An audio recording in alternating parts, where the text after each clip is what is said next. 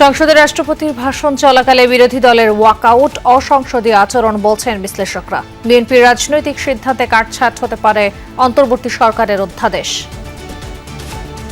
অধ্যাদেশগুলোকে খর্ব করা বা দুর্বল করার মতো পরিবর্তন যেন না হয়, এটা প্রত্যাশা করতে। গত 2 বছর রাষ্ট্রপতির সকল কার্যক্রমের মধ্যে আপনি ইনভলভ ছিলেন, হঠাৎ করে একটা আনুষ্ঠানিকতার মধ্যে কেন অসৌজন্য দেখাবো?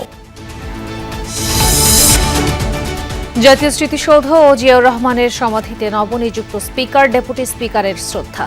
আবারও ফ্যাসিবাদের উত্থান হয় এমন কিছু না করতে দলগুলোর প্রতি আহ্বান। গুরুতর অসুস্থ প্রধানমন্ত্রীর রাজনৈতিক উপদেষ্টা মির্জা আব্বাসের মস্তিষ্কে 2 দফায় অস্ত্রোপচার। হাসপাতালে গিয়ে খোঁজ খবর নিলেন তারেক রহমান।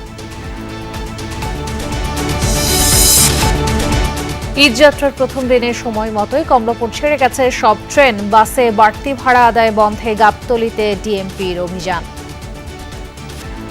ট্রেনে যাচ্ছি, ভালো লাগছে, না আবার ঈদ করতে যাচ্ছি। টিকিট পাওয়াটাও ওরকম ঝামেলা হয় নাই, অনলাইনে টিকিট কাটা হয়েছে। ভোগান্তির যেন না হয় সেই জন্য আগে ফ্যামিলিকে বাড়িতে পাঠিয়ে দেওয়ার জন্য স্টেশনে আসছে।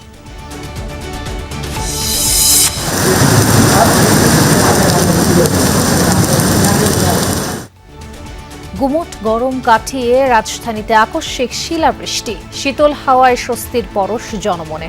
আগামী কয়েকদিন অব্যাহত বর্ষণের পূর্বাভাস।